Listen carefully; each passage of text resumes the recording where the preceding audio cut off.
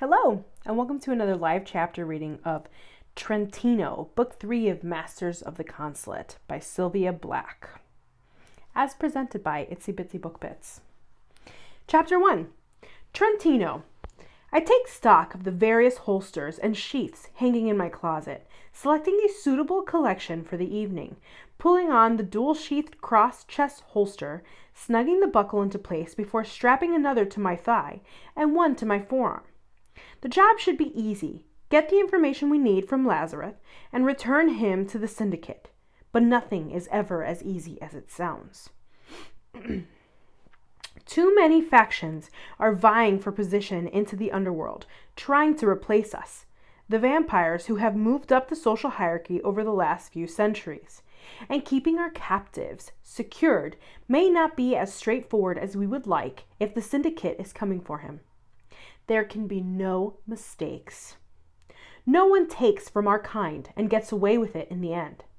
A crisp breeze from the balcony causing the drapes to sway and tells me winter is on the horizon. I slide the last of my weapons into place and don the freshly oiled black leather jacket before heading downstairs. "Sir, you're going out for the evening?" Clarice asks, the dear old servant who has been with me for centuries and cares for the entire estate as if it were her own, and who's always close by if needed. "Unfortunately, but I'll be back in a few hours. Can you make dinner arrangements for tomorrow? I'd like a table reserved for 3 at the Pleasure Palace around 8 p.m. I'm meeting with colleagues, and it can get pretty busy on a Friday night." "Yes, sir," Clarice says, making her way to the kitchen that any professional chef would be proud to call their own, with high-end Viking stainless steel appliances and marble counters throughout. I walk through the great room, my boots gliding silently over the white and black swirled marble. The elevator doors open for me as I reach them, and I push the keypad for the lower level parking garage. The collection of cars accumulated over the years is vast. I walk past several of my favorites before engaging the remote and turning on the lights of a sleek black Lamborghini Aventador, an Italian-made sports car that rivals any for luxury, design, and speed. I snug into its form-fitting seat and buckle in, ready for the unadulterated pleasure of feeling this powerful machine hug the vast highways of Chicago. Navigating around the few cars on the road this time of night, while allowing my speed to climb, is exhilarating. It isn't long before I reach a well-lit exit that leads to a gravel road. I slow my approach and park a distance away from the old metal warehouse. The underground of the massive trees and foliage shroud my view, allowing me to watch for signs of intruders until Master Toscano arrives. All of a sudden, the door to the warehouse opens and flickering lights reveal the silhouettes of 4 men. We're too late. The bastards have beaten us to the warehouse and seized our captive. 2 men propel Lazarus's crumpled form forward, while a third locks the door behind them. As the vehicle pulls up and they all get in, I connect to Toscano's cell. "We've got trouble at the warehouse. 3 men just busted Lazarus out and are getting into a black sedan. How far away are you?" Toscano doesn't answer, but a moment later a rap of knuckles on the passenger window announces his arrival before he opens the door. His eyes are shining bright orange from his transport as he folds himself into the car. Keeping the lights off, I give the oversized engine just enough gas to follow the syndicate assholes down the deserted lane without being observed. Toscano shifts in his seat with agitation. Descalia said they'd be coming, but told us we'd have time. I hate to be in the shoes of whoever gave Overmaster Descalia this information. I pity the one who made that mistake. My grip tightens on the wheel. We could take the bastards before they get too close to the highway and snatch them back. Toscano laughs. We could, but it seems wasteful not to at least learn where the syndicate hides its prey. They must want information bad, I say. They have to know that Lazarus was working with someone amongst them other than Benetti. They have another traitor in the midst and want to know who. He chuckles. You can hardly blame them. They certainly can't get anything out of Benetti. I took care of that asshole after he and Delilah had Delilah taken and didn't lose a bit of sleep over his death. The world is better off, my friend, I tell him. It never seems quite right that a mafia man in Benetti's position would work for a vampire, no matter the reason. We need to find out who Lazarus was getting his orders from, and that's what the syndicate wants to know too. Maybe they fear an insurrection. He's thoughtful and contemplative. Perhaps. I veer into the highway outside of Chicago, following the black sedan until it pulls up next to the curb of a 2-story wood-framed building. The blue neon sign flashes with the words Psychic, Tarot Cards, and Crystal Readings, and below that, in solid light, Angel's House. Slowing to a crawl, we pass the building, park the car, and transport to the rear of the house just in time to see 2 of the men lift a hatch and push Lazarus down the stairs of what appears to be an outside entrance to a lower-level basement. I gesture Toscano toward the stairs because for a vampire, taking on 2 humans is nothing, and then head to the front to make sure he won't have any surprises. The screen door looks so old that it may wake the living dead with one squeak of his hinges. I transport inside, taking in what maybe once was a small living room, but has now been turned into a business reception area. The walls are decorated with enlarged tarot cards, giving the space an old-world feel. The dangly purple and blue beads swaying with my movement catch the blue light reflected from the sign hanging in the window. I part the curtain of color that separates the space, revealing a larger area with a table, 4 chairs, and a glowing crystal ball that shines iridescently next to a deck of tarot cards reminiscent of useful days in Italy. Nevertheless, I know far better than to touch that which holds the key to a fortune I do not yet know. A creak deeper in the home catches my attention. I hover toward the sound, making my way through a spacious sitting area that showcases a staircase going up to an upper level. My breath catches as a magnificent shape commands my attention. I stay in the shadows, my chest beating and pulse racing as the mesmerizing creature pads down the stairs, dressed only in a short lacy camisole that barely covers a wisp of her white matching panties, the bare skin of her shapely legs reaching out from one stair to the next. The beauty senses something amiss and looks around the lower level from her elevated position. The sound of her heart reverberates in my ears as her grip on the railing tightens, but she continues her journey down. "Who's there?" Her voice is melodious and as sultry as the woman. She comes into the light, and her dark hair falls over her shoulders in bountiful waves. I shift, and she senses it, startling me with her power of awareness. "Grandma, is that you?" I watch as she comes closer before moving out of the shadows. Placing my hand behind her neck, clasping her mouth closed with the other, the sweet scent of her skin wafts into my senses, mingling with the allure of the curves pressed firmly against me. My fangs graze along the side of her creamy throat as I whisper in her ear, "Quiet, beautiful. Don't make a sound." The pulse on the side of her neck beats faster. Her slight body trembles in my arms as fear rolls through her body. There's no one else in the house, or they would have come downstairs, and this wisp of a woman isn't likely to do anyone any harm in the near future. I glance up as Toscano passes the window with Lazarus, pushing him past the house and toward the area where we parked the car. The angel in white senses my distraction and drives her teeth into the side of my palm. Searing, white-hot pain shoots through my hand. "Son of a bitch!" She fights to get out of my arms, but I hold her firmly. "You should always taste the blood of the victims you drop from, Angel," I tell her, rubbing the rich red fluid from my hand over the soft moistness of her warm lips.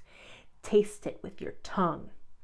Her head shakes from side to side, the shifting movement causing her to move against the hardness of my body. "Do it," I growl. The feel of her soft, warm, tentative tongue on my skin is seductive. And the second little lick, the one that no one asked for or forced her to take, stirs the breast and leaves me with a burning desire to show her the carnal pleasures of a divine exchange. I graze her creamy throat with my fangs again, inhaling the scent of her arousal, and watch as goosebumps erupt down the length of her arms. But the sound of screeching cars at the front of the house can't be ignored. "I'll be back for you, Angel." Chapter 2. Angel. The smell of sugar, cinnamon, and freshly ground coffee wafts through the air the same way it does every morning at the beanery. I push up the sleeves of my jean jacket and twirl one of the purple beads back and forth on the silver bracelet my grandma gave me years ago, watching as the regulars float in and out of the coffee house. The minute the morning rush is over and the coffee shop empties out, Kelsey unties the beige apron embroidered with a picture of spilled coffee beans and a mug of steaming coffee. She's worn one just like it every day since I gave it to her at the grand opening. Told you once you got them hooked on that brew of yours, they'd be knocking down your door every morning. Hate to say I told you so, but... She laughs and pushes a half-wrapped bagel toward me. I'm not complaining, Angel. We could use some more help during peak times, but I certainly don't mind that business is good. There was a time when I couldn't even afford one of these pastries. I peel back the wax paper and bite into the apple cinnamon bagel. Every morning, for like 2 years, you've been giving me a large latte and a bagel and won't take a cent. I'm pretty sure I owe you at least $4,000 by now. Her dark brown eyes roll. If it weren't for your family, I wouldn't even have the shop. Lord knows I couldn't afford it on my own. The bank would have foreclosed on everything if it weren't for your brothers. This place would be only a dream that never existed. Same conversation, different day. She's never going to accept the gift for what it was. You don't owe me or them anything. You're like a sister to me, and family takes care of family, Kelsey. You would have done it for any one of us if things had been reversed. Yeah, but things weren't reversed, and it seems as though you and your brothers are always coming to my rescue. How many times have they protected me from one thing or another since my mom died? It's nice to be able to do something in return, even if it's just a coffee and a bagel. I take a long drink of the creamy hazelnut concoction and murmur my appreciation. No one else in town can get it to taste half as good as Kelsey. Glad you see the generous side of their personality, but we both know there's two sides to that coin, and I'm pretty sure Roman stops in for more than just a bagel and coffee, I say, half laughing, as her eyes light up at the mention of his name. She blushes, and her lips purse in a smile, but she doesn't even try to deny it. My fingers wrap around the tall, warm cup of coffee absently. I have to meet with all three of them after we get done here. Pretty sure I'm going to get the same lecture about going back to college before I'm too old, while they try to talk me into selling Grandma's shop. It's our responsibility to take care of you with Mom and Dad gone. Blah, blah, blah. Always the same conversation with my brothers. I've told them that there's no way in hell I'm selling. Grandma left it to me because she knew how special it is to me. I enjoy helping people connect with their loved ones, and not everyone can do that. I'm not selling the house. Besides, what else would I do with myself? Kelsey's face breaks out into a big smile. So you're not moving away? Nope. I want to expand the shop and do a few other things in addition to reading cards and fortunes. But first, I need to convince the Three Musketeers. She leans over the table and takes my hand. You have a special gift, my friend. You and your grandma both. She would be so happy and proud to know you're keeping her business going and helping people who have crossed over. Do what's in your heart. If running the shop and expanding is really what you want to do full time, then don't let those guys bully you around. I won't. Before I forget, can you give me the name of the person who installed the security system for the coffee shop? I had a little break-in last night. Kelsey's mouth drops open. What? Why didn't you say something before now? Did you call the police and your brothers? And that reaction right there is exactly why I'd rather not mention it to my brothers, especially since I think the guy that broke in was of the fanged persuasion. You know how Roman feels about the vampire community. It's not the right time to tell him, especially when I'm trying to convince the guys it's a good idea to stay in town. I can't believe someone actually robbed you, knowing who your family is, knowing what they could have done to them. Damn, whoever it is has a set of balls. Yes and no. They broke in, but I looked through the entire house this morning and didn't find one thing missing. I'm pretty sure it was someone poking around, trying to find one of my brothers or get a little information about them. The guy probably thought they lived there or might be home and instead ran into me coming down the stairs. He didn't hurt me and had plenty of time to do that. Some cars squealed down the road and he took off. but a security system would be a good idea, regardless. Kelsey takes a drink of her coffee, watching me over the rim. Did you at least get a good look at the fucker? It was dark, but there was enough light filtering in. He was tall, more like mammoth. If I had to guess, like 6'4", maybe, and dark hair. I leave out the rock-hard body he had me pressed against, or the feel of his points along my skin, the taste of his blood, or the arousal it caused, and the dreams in the night that left me craving more. Not that you or anyone in your family would go to the police, but shouldn't you at least tell Roman so you can at least look into it? What if the guy comes back? I shake my head. Absolutely not. Best friend or not, don't make me regret telling you, Kelsey.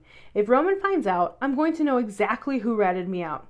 The three of them are absolutely smothering me right now, and if they get wind of this, no. Just no. I'll get some security measures put in place, and that'll be the end of it. I'm 23 years old, and I can take care of myself. Kelsey finishes her coffee just as the ding of a patron walking through the door pulls her from her seat. Back to work I go. Best of luck with your brothers. Stop by the house for a drink later if you want to talk. If things could only be simple, just like Grandma made everything else seem when she was alive. I toss my empty cup and bagel wrap into the trash can and head to my car. After 5 traffic lights, and with less than a mile to go, I still haven't come up with any good way to break the news to my overprotective brothers. When they find out, I not only want to spend my life helping people connect with their deceased loved ones, but also want to borrow family money to expand Angel's shop, they are going to flip. This conversation will be a memory of a lifetime.